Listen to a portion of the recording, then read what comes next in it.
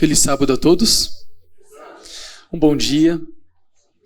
Antes de participarmos da ceia do Senhor, primeiro teremos aqui a mensagem do nosso culto divino. E eu gostaria de falar com vocês nesta manhã a respeito de cerimônias vazias. Irmãos, essa aqui é uma cerimônia que nós vamos participar? Sim. Quais outras cerimônias existem na igreja, além da Santa Ceia? Lava-pés, que faz parte da ceia do Senhor. O batismo é uma cerimônia. Que outra cerimônia que a igreja realiza? Casamento e muitas outras. O próprio culto em si já é uma cerimônia, né? Mesmo que não tenha algo especial. E na nossa vida, fora da igreja, nós participamos de cerimônias importantes? Que cerimônias que nós participamos no dia a dia ao decorrer da vida? Uma formatura, correto? Alguns aqui já formaram no fundamental, no ensino médio, na faculdade, alguns aqui formaram no mestrado. Bom, cerimônias fazem parte da vida, sim ou não? Sim. Irmãos, até mesmo no relacionamento existem cerimônias. Qual que é o primeiro passo, por exemplo, que um casal dá? O namoro, né? E depois? O noivado. E depois? Casamento. E depois continua tendo cerimônias, não é? É bodas disso, daquilo e daquilo outro. Se Jesus não voltar, vai ter de 100 anos, né? 200. E beleza. Mas somente participar das cerimônias. Ou seja, eu participei da formatura, o importante é formar. Se eu não aprendi nada na faculdade, participar da cerimônia vale de alguma coisa? Não. Ela é importante, não é? Mas sem o essencial, ela é vazia. Por exemplo, existem cerimônias de casamento que são grandiosas. Mas se aquele casal ali não se ama de verdade no dia a dia, vai valer de alguma coisa aquela cerimônia? Ela é o quê? Vazia. É por isso que nesse momento eu queria falar com vocês, né, sobre um estudo que eu vi. E esse estudo apontava que quanto mais caro for o casamento, maior é a chance do divórcio. Por que será? E aí eu vi alguém comentando esse estudo. Graças a Deus que eu casei no cartório e voltei para casa de bicicleta com meu marido e estamos juntos há 20 anos. Por quê, irmãos? É errado fazer uma grande cerimônia? Não. Mas às vezes, quando há cerimônia demais, a pessoa está querendo mostrar algo para todos, querendo mostrar alguma coisa, e o estudo indica o seguinte: os que gastam mais de 100 mil reais numa festa de casamento têm 46% de chance de divórcio mais do que as outras pessoas. Mas também, né? 100 mil reais. Querem mostrar muito. Aqueles que gastam cerca de 5 a 20 mil reais têm 20% menos de chance de se divorciar. Então, se você for pobre aqui e não tem nem 5 mil reais, a chance de ficar casado até o final da vida é muito maior, segundo esse estudo. Irmãos, quando nós falamos de cerimônias, eu queria hoje refletir com vocês sobre a importância de não só participar de uma cerimônia, mas como é o casamento, não vale de nada só estar ali no altar, se no dia a dia você não está disposto a se sacrificar por aquela pessoa. Eu queria, nesse momento, juntamente com vocês, curvar as frontes e pedirmos a iluminação de Deus para lermos a Bíblia. Senhor nosso Deus, aqui nós estamos para pedir o auxílio do Espírito Santo, a fim de que o Senhor nos ajude a entender esse assunto tão solene, que são as cerimônias que o Senhor estabeleceu e o significado delas para a nossa vida. Porque se elas perderem o significado prático, de nada valerá para nós. Nos ajude, Pai. Envie o Espírito Santo nessa manhã. É o que pedimos em nome de Jesus. Amém, Senhor. Irmãos, Quando Israel saiu do Egito e estava caminhando rumo a Canaã, haviam naquela multidão de milhares de pessoas do povo de Israel, naquela multidão havia pessoas mais fracas, crianças, pessoas que não conseguiam acompanhar o ritmo da multidão. E essas pessoas, naturalmente, ficavam para trás. Então, houve um povo, houve um rei, que começou a aproveitar dessa situação para ir perseguindo os israelitas e destruindo aqueles que iam ficando para trás, porque eles estavam vulneráveis. E esse rei se chama Amaleque. Êxodo capítulo 17. Nesse capítulo, Deus diz que por causa daquilo que o rei Amaleque fez, um dia Deus ia destruir toda a descendência de Amaleque. E não restaria nenhum para contar a história dos amalequitas. E um dia chegou um rei em Israel. E Deus deu uma ordem para esse rei, que esse rei deveria destruir os amalequitas. Deus ia cumprir aquilo que prometeu cerca de 400 anos antes. Qual é o nome desse rei? Saul. Deus diz para Saul, por meio do profeta Samuel, que ele deveria ir ferir Amaleque, destruir totalmente tudo que tivesse naquele reino. Nada deveria ser poupado. Eles deveriam matar homens e mulheres, meninos, crianças, bois e ovelhas, camelos e jumentos. Fato é que Saul, quando foi para a guerra, não obedeceu totalmente à ordem do Senhor. A Bíblia nos diz que eles trouxeram de Amaleque o rei, Agag, não destruíram o rei, e também pouparam o melhor das ovelhas e dos bois. Ou seja, Deus mandou destruir tudo. Mas essas ovelhas e esses bois são muito bons, né? Não podemos sacrificá-los assim, perder esse rebanho assim.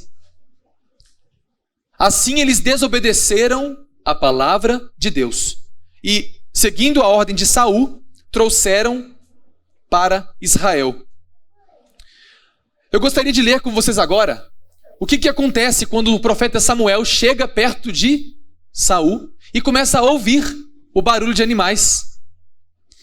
E assim como uma criança que é pega quando está fazendo algo errado, quando ela quer esconder alguma coisa, ela já chega, né? Não, papai, mamãe, ela aprontou alguma coisa na casa.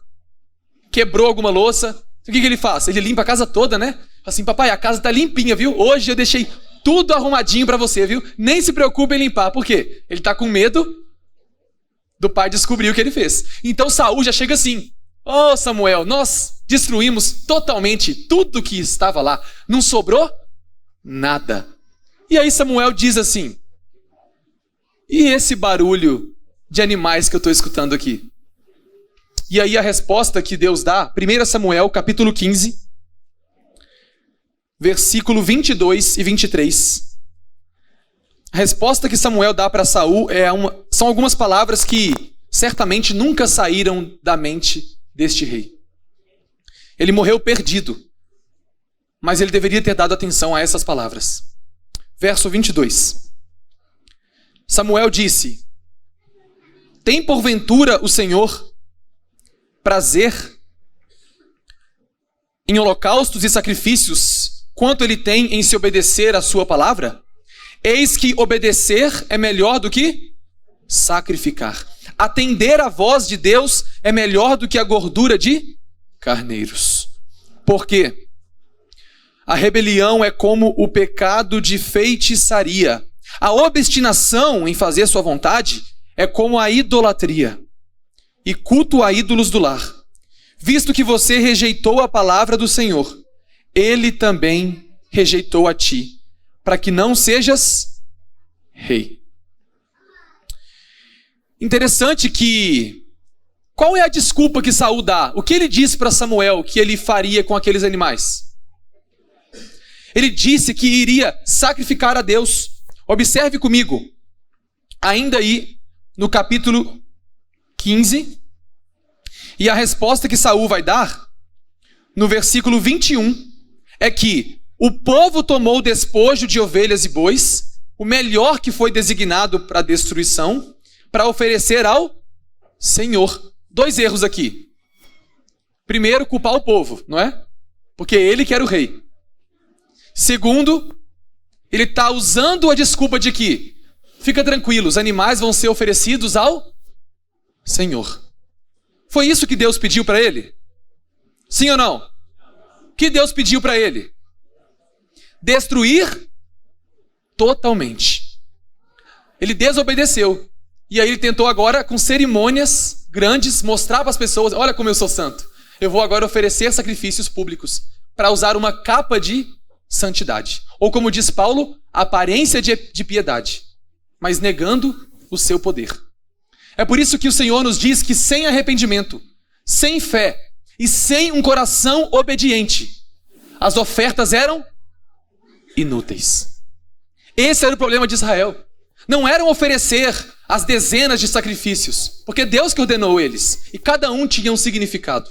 Assim como a ceia significa receber a vida de Cristo, e agora Cristo entra em nós e vai viver, e a nossa vida vai representar a Ele.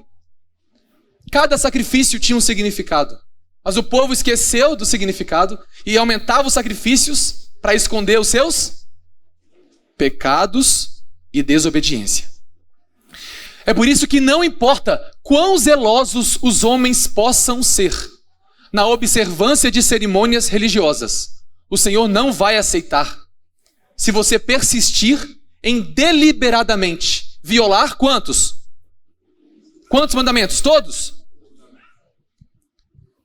Saul obedeceu quase tudo que Deus mandou, não foi? Ele destruiu quase tudo. Mas quase tudo é tudo. Deus não pede obediência parcial. 9 mandamentos. Ou no caso nosso, né? Guarda o sábado e esquece dos outros. Deus pede obediência completa. E nenhuma cerimônia pode substituir isso. Nenhum casamento milionário pode substituir o afeto e o amor de um pelo outro. E é por isso que, olha o que o Senhor disse para o povo de Israel, cerca de 400 anos depois do rei Saul. O Senhor diz: de que me serve essa multidão de sacrifícios que vocês oferecem? Eu estou farto dos holocaustos, de carneiros e da gordura de animais cevados. Não me agrado do sangue de novilhos, nem de cordeiros e nem de bodes. O incenso para mim que vocês oferecem é abominação. As festas de lua nova, os sábados, a convocação das assembleias. Eu não posso suportar o quê? Iniquidade associada com uma reunião solene. É vir aqui na igreja. É oferecer um culto solene a Deus. Mas no íntimo do nosso coração, existe algum ponto, quando a gente está lendo ali em casa, quando a gente descobre alguma luz nova, e essa luz vai contra algum aspecto de nossa vida que a gente não quer abandonar, eu estou no meu coração nutrindo o quê? Iniquidade. E nenhum culto oferecido em público vai substituir um relacionamento de obediência com Deus. Irmãos, é por isso que Deus diz: quando vocês estendem as mãos, eu fecho os meus olhos. Quando vocês multiplicam as suas orações em público, não escuto. Porque as mãos de vocês estão cheias de sangue. Lavem-se, purifiquem-se, tirem da minha presença a maldade dos seus atos e parem de fazer o mal. É isso que Deus disse para Saul, que poderia ter dito para Saul: pare de fazer o mal, de desobedecer. É isso que Deus pode dizer para muitos cristãos hoje. Não adianta participar de uma cerimônia religiosa se fora da igreja você não ama o próximo, se você fala mal, se você não segue os conselhos de Deus sobre a conduta cristã, se você desobedece às revelações que Deus enviou para o povo remanescente, se você não quer seguir esses conselhos que Deus deixou para nós, pode participar de cultos o ano inteiro, quando Cristo voltar lá no céu, você acha que ele vai te perguntar? Quantos cultos você frequentou? É isso que ele vai perguntar? Quantas santas ceias você participou? É isso? Isso quer dizer que os cultos não são importantes? Não, eles são importantes. Quer dizer que as santas ceias não são importantes? Elas são importantes. Mas o que Cristo vai perguntar para você naquele dia é: eu tive nu, não é isso mesmo? Eu tive com fome, eu tive preso. O que você fez para ajudar alguém a ser salvo do pecado? Você obedeceu a minha palavra? É por isso que o Senhor, ele não se agrada de milhares de carneiros, de 10.000 litros de azeite. Nem se você der o seu primogênito, o seu filho para Deus, ele se agrada. Irmãos, o que é que agrada a Deus? Ele pede de nós que nós pratiquemos a justiça, amemos a misericórdia, amemos a misericórdia e andemos como? Humildemente, obedecendo cada ordem do Senhor. Isso vale muito mais do que sacrifícios. E é por isso que eu queria ler com vocês um texto que está no livro de Jeremias e que nos lembra muito dessa atitude de Saul. Vamos ler Jeremias capítulo 7.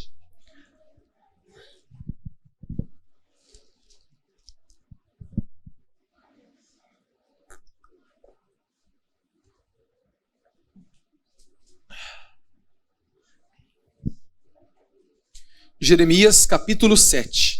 O povo estava dizendo o seguinte: templo do Senhor, o que importa é estar no templo do Senhor. E Deus diz o quê? Na verdade, me preocupo se você não só vem aqui no templo do Senhor, mas se você vai obedecer os meus requisitos, que os profetas dizem para vocês fazerem. E o verso 21 diz o seguinte: assim diz o Senhor dos exércitos, o Deus de Israel: ajuntai os vossos holocaustos aos vossos sacrifícios e comei carne. É isso que vocês gostam. Mas o verso 22: eu nada falei a vossos pais no dia em que os tirei da terra do Egito. Eu não ordenei coisa alguma acerca de holocaustos e sacrifícios. Mas isso foi o que eu ordenei. 23, dizendo: dai ouvidos à minha voz, e eu serei o vosso Deus. Vós sereis o meu povo. Andai em todo o caminho que eu vos ordeno, para que vos vá bem. Pastor, mas Deus não ordenou holocaustos e sacrifícios? Sim, ele ordenou, mas não foi a primeira coisa que ele fez. Antes de dar o livro de Levítico, lá no Monte Sinai, o que Deus fez primeiro? Êxodo 19. Se diligentemente ouvirem minha voz, guardarem os meus mandamentos, andarem nos meus caminhos. E no capítulo seguinte, ele dá os 10 mandamentos. Depois dá várias leis, muito antes de falar de sacrifícios. Porque Deus quer uma vida coerente. Nos últimos 40 anos, começou a surgir no meio do mundo cristão mega churches. O que são mega churches? São igrejas gigantes. Pastor, o que isso tem a ver com as cerimônias do Israel antigo? Interessante que uma dessas mega churches, na década de 90, um pouquinho antes dessa pessoa aqui nascer, Willow Creek é uma igreja que ficou famosíssima nos Estados Unidos. Willow Creek Church. E ela trazia muitas pessoas, porque esse culto, ele falava pouco da palavra de Deus, dos mandamentos. Mas era uma grande cerimônia. O ser humano gosta de cerimônias grandes, né? Chamava atenção aos olhos. As cores bruxuleantes piscando ali e deixando as pessoas hipnotizadas. As luzes se apagam e é um grande show, um grande espetáculo. Mas quando saíam dali, as pessoas eram ensinadas a viver como Cristo? Eram ensinadas a seguir os mandamentos de Deus? Talvez você fale assim: que prova que você tem disso que não era? Eu vou dar. Irmãos, quando essa igreja Willow Creek começou a ficar muito influente no mundo, Muitos pastores adventistas começaram a frequentá-la para o quê? Aprender a como fazer da nossa igreja uma igreja de grandes cerimônias. Uma igreja adventista que fez isso na década de 90 foi a igreja Sunnyside de Oregon, nos Estados Unidos. Outra igreja que fez isso, eu vou dar 3 exemplos. Foi a igreja de Maryland, Damascus, Estados Unidos. E outra foi a igreja adventista ou comunidade adventista de Colorado. Essas 3 igrejas adventistas começaram a copiar esse modelo. Sabe qual foi a consequência? Eu vou ler para vocês. É triste, eu vou ler literalmente. É triste comentar que dessas igrejas e muitas outras que imitaram os modelos protestantes deixaram de ser adventistas e se tornaram igrejas guardadoras do domingo. Porque é um culto feito para chamar a atenção dos sentidos, não é? Para emocionar, para fazer um grande espetáculo. Grandes cerimônias como foi Saul, né? Vamos oferecer para o Senhor todos esses carneiros, mas não havia obediência. É isso que Deus vai perguntar para você quando Ele voltar. Não é se você foi batizado na igreja, você participou dos cultos de sábado e quarta-feira você veio? Pode vir, tá, irmãos? Mas não é isso que Ele vai perguntar. Você obedeceu a minha palavra? Eu deixei tantos testemunhos para vocês. Vocês obedeceram? Os meus profetas? É por isso que, para finalizar, eu queria ler para vocês as palavras de Deus para o povo de Israel. Mesmo que vocês me tragam holocaustos e ofertas de cereal, isso não me agradará. Mesmo que me tragam as melhores ofertas de comunhão, não darei a menor atenção. Se o seu coração está distante de Deus, Ele não vai dar atenção para o louvor que você canta aqui. Afastem de mim o som de suas canções, a música de suas liras. Em vez disso, eu quero retidão. Eu quero justiça. É por isso que Deus diz para nós que as formas, cerimônias e grandes realizações musicais são a força da igreja? Qual é a força da igreja? Vamos ler. É quando os princípios vitais do reino de Deus são perdidos de vista, ou seja, paramos de praticar os princípios de Deus, que as cerimônias se tornam numerosas, extravagantes. Antes dessas igrejas evangélicas se tornarem mega churches, o primeiro passo não foi esse, foi se afastar da Bíblia. E depois tinha que achar uma outra maneira de chamar as pessoas. Deus avalia a sua igreja, nós, de acordo com o crescimento dos seus membros no conhecimento de Cristo, segundo o seu progresso em qual experiência? Espiritual. Irmãos, uma congregação pode ser a mais pobre da terra. Pode não ter as atrações de exibição exterior como as mega churches têm. Mas se os seus membros possuem os princípios do caráter de Cristo, os anjos se unirão com eles em seu culto. Esse é o culto que agrada a Deus. O louvor e ações de graça do coração agradecido subirão a Deus como uma suave oferenda. E é por isso que Deus diz: obedecer é melhor do que sacrificar. Que você participe de todas as cerimônias da igreja, se possível. Mas que, acima de tudo, ao participar dessa cerimônia, nós não sejamos como Judas, que lá teve os pés lavados, participou do pão, bebeu o suco, mas no seu coração estava a rebeldia. Só Deus sabe o ponto que Ele revelou para você, que você ainda insiste em ser rebelde. E Deus diz: filho, siga a minha vontade. Que nós possamos fazer isso. E enquanto esse louvor é cantado, que você possa meditar se a nossa vida tem sido uma vida de obediência. E que possamos olhar para Saul e, diferentemente dele, possamos seguir pela graça de Deus e pelo poder do Espírito Santo, seguir todas as orientações de Deus para nós. Este culto certamente Ele aceitará.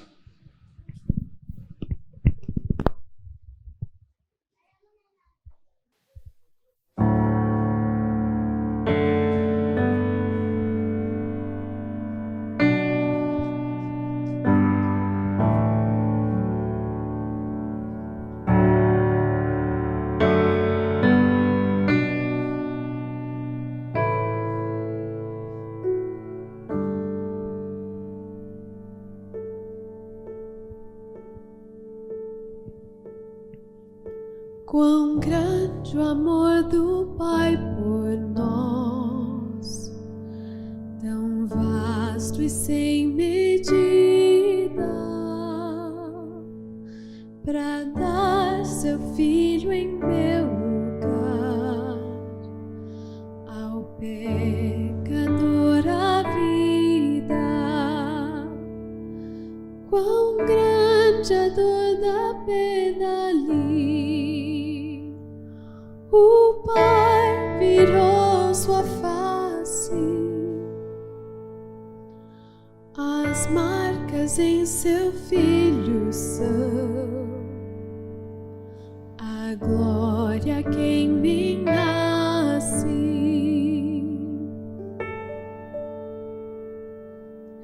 Percebo o homem numa cruz, seu fardo é meu pecado. Eu me envergonho em pensar que sou também culpado.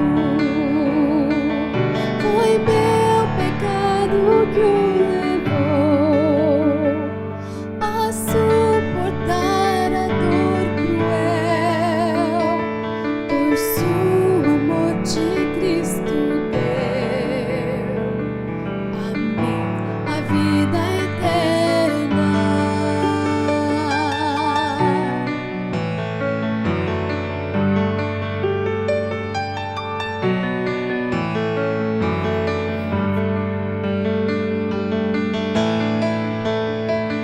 Eu não me orgulharei então nas coisas deste mundo, me orgulharei no meu Jesus, na morte e na ressurreição. Que bem eu fiz pra merecer, não posso responder, mas em meu coração eu sei, minha dívida foi paga.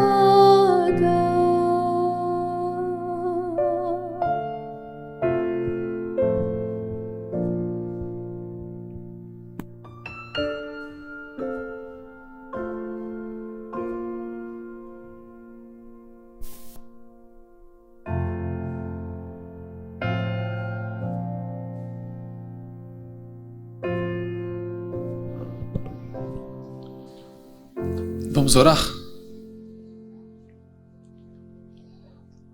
Senhor nosso Deus, aprendemos que nossa dívida foi paga. O Senhor morreu para nos libertar de nossos pecados. E não nos permita misturar, Pai, a iniquidade e o pecado com o culto solene. Tira do nosso coração, Pai, se nessa manhã há alguém aqui, começando por mim, que há no coração alguma rebeldia, Pai. Porque não adianta nós seguirmos, como os fariseus, várias recomendações de Deus e esquecermos de outras. Não adianta guardarmos alguns mandamentos e esquecermos de outros. Nos ajude a sermos fiéis, Pai, a tudo que o Senhor revelou para o teu povo. Cada conselho sobre educação de filhos, sobre os nossos momentos de recreação, sobre nosso vestuário, sobre alimentação, sobre como tratar o pobre, sobre como cuidar, como falar com os irmãos. Se nós rejeitamos os conselhos do Senhor e achamos que vamos nos oferecer um culto que será aceito, estamos muito enganados, porque o Senhor lê os corações. Pai, purifique os nossos corações. E ao participar agora do lava-pés e da Santa Ceia, o Senhor nos ajude a sermos mais semelhantes a Cristo. Pedimos isso, Pai, em nome de Jesus. Amém, Senhor. Amém.